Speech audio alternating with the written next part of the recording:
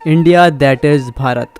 और मेरा सनातनियों, जहाँ तक मेरे को याद आता है कि जो भारत हमारा नाम पड़ा था वो हमारा महाभारत काल में पड़ा था, यानी कि द्वापर युग से हमारे देश का नाम भारत था। परंतु जब भारत को अंग्रेजों ने अपना गुलाम बनाया तो सिर्फ भारत ही नहीं बल्कि जो भारतवासी थे वो भी मानसिक गुलाम बन गए। वो मानसिक गुलामी 100 साल तक चलती रही और ये बोलने पर बुरा लगता है, पर ये जो हमारे बीते हुए 70 साल थे यहाँ पर भी हम गुलाम रहे।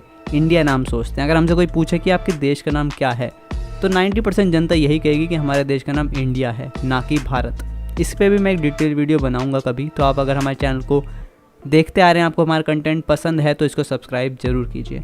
तो यही मानसिक गुलामी हमारी आज तक चली आ रही है। 70 साल बीत चुके हैं पर हमारी मानसिक गुलामी ख़त्म नहीं हुई है। पर अब पिछले 10-15 सालों में हमको देखने को मिल रहा है कि हम धीरे धीरे करके इसको काफ़ी सारा, हमारी जो जड़ें अंदर तक जा चुकी हैं उसको हम उखाड़ के फेंक रहे हैं। और वैसे ही अभी एक काम हुआ है, नरेंद्र मोदी जी ने अभी, आपको पता ही होगा कि नेवी पे एक फ़्लैग चेंज करा है। उसकी मैं थोड़ी हिस्ट्री आपको बताऊंगा क्योंकि ये इंपॉर्टेंट है हमारे लिए कि हमको सिर्फ ये ना पता हो कि क्या हुआ है, हमको ये भी पता होना चाहिए कि क्यों वो फ्लैग इतने सालों तक था। तो जो फ्लैग नेवी के ऊपर था वो एक यूनियन जैक था सेंट जॉर्ज का। अब हमको पता होना चाहिए कि सेंट जॉर्ज कौन थे।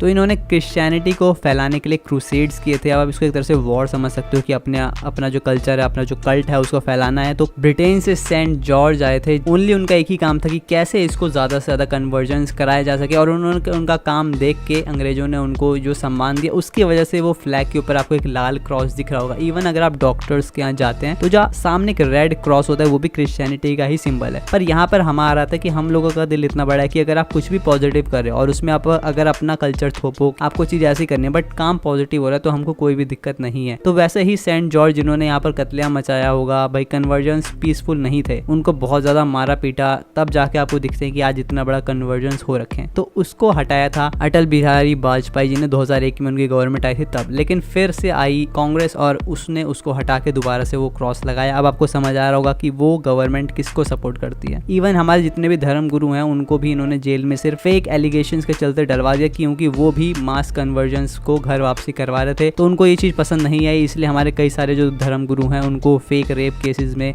अंदर करवाया गया था। और इस वजह से आपको देखने को मिलेगा कि उनके FIRs में भी कई सारी चीज़ें क्लियर नहीं है, पर उस पर कोई भी बात नहीं करता। तो इस वजह से अब ये इतने सालों बाद फिर से एक नेवी का नया सिंबल है। और जो नया सिंबल है इसके अंदर भी काफ़ी सारे राज छुपे हुए हैं। तो आप ये वाली वीडियो ज़रूर देखिए, इसमें आप काफ़ी चीज़ें समझ पाएंगे। Over the years, India's naval ensign has undergone several changes and transformed on many occasions, shedding the last remnants of the colonial past. On 2nd September 2022, the Indian Navy adopts its new naval ensign. With the national flag on the upper canton and a blue octagonal shape encompassing the national emblem sitting atop an anchor depicting steadfastness and superimposed on a shield with the Navy's motto, Sham no Varuna in Devanagari. The octagonal shape represents the 8 directions, symbolizing the Indian Navy's multi-directional reach and multi-dimensional operational capability. The octagonal shape with twin golden borders draws inspiration from the seal of the great Indian Emperor, Chhatrapati Shivaji Maharaj, whose visionary maritime outlook established a credible naval fleet consisting of 60 fighting ships and approximately 5,000 men. The rising Maratha naval power during Shivaji Maharaj's period was the first to secure the coastline against external aggression. हमें गुलामी की छोटी सी छोटी चीज भी कहीं नजर आती है, हमारे भीतर नजर आती है, हमारे आसपास नजर आती है, हमें उससे मुक्ति पानी ही होगी।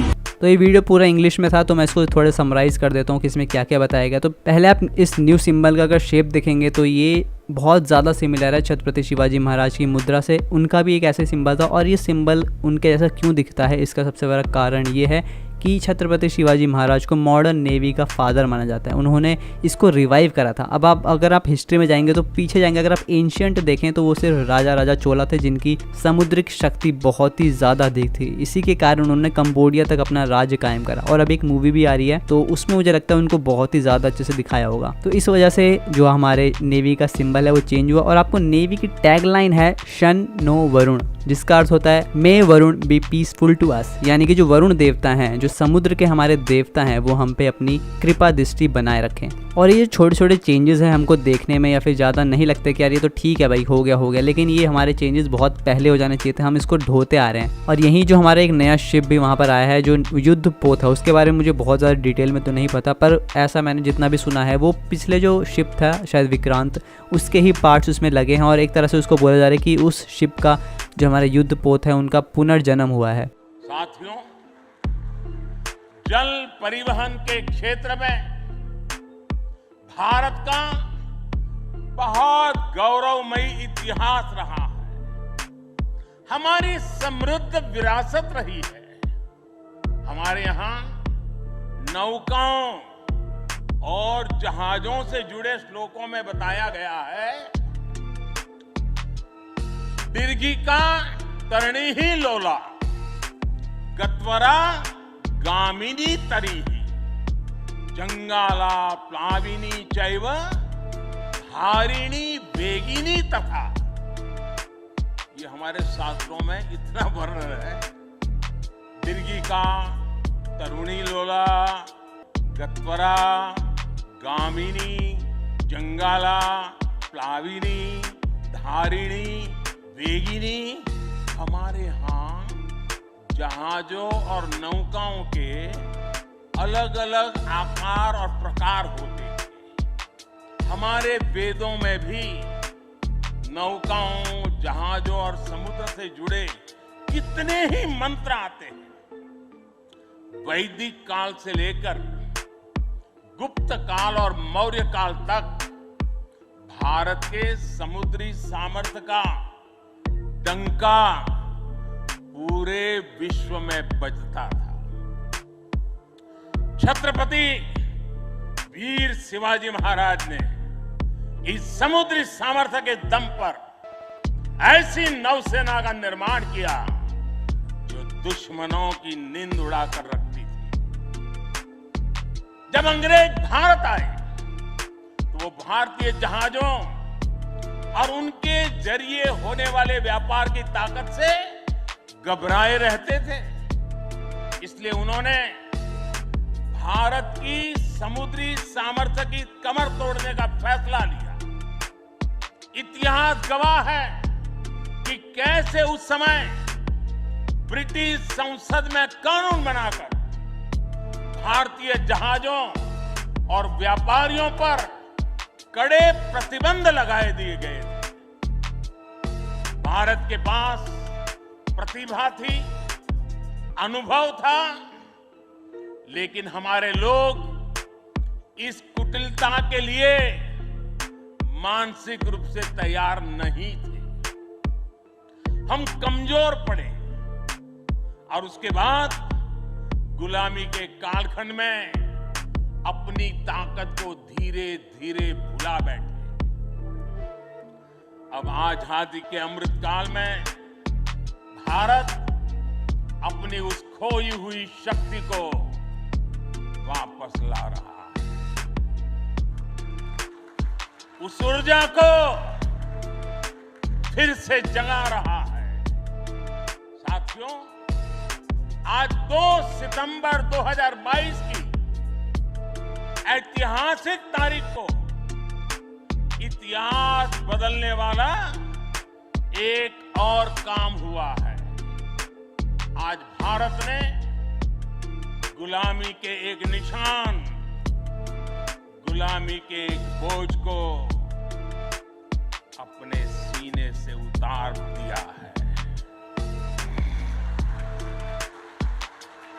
आज से भारतीय नौसेना को एक नया ध्वज मिला है। अब तक भारतीय नौसेना के ध्वज पर गुलामी की पहचान बनी हुई थी, लेकिन अब आज से छत्रपति शिवाजी महाराज से प्रेरित नौसेना का नया ध्वज समंदर और आसमान में लहराएगा।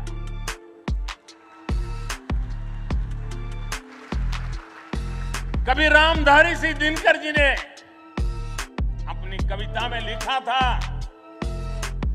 नवीन सूर्य की नई प्रभा, नवीन सूर्य की नवीन प्रभा, नमो नमो नमो नमो स्वतंत्र भारत की ध्वजा, नमो नमो नमो। आज इसी ध्वज वंदना के साथ मैं ये नया ध्वज नौसेना के जनक छत्रपति वीर शिवाजी महाराज को समर्पित करता हूं।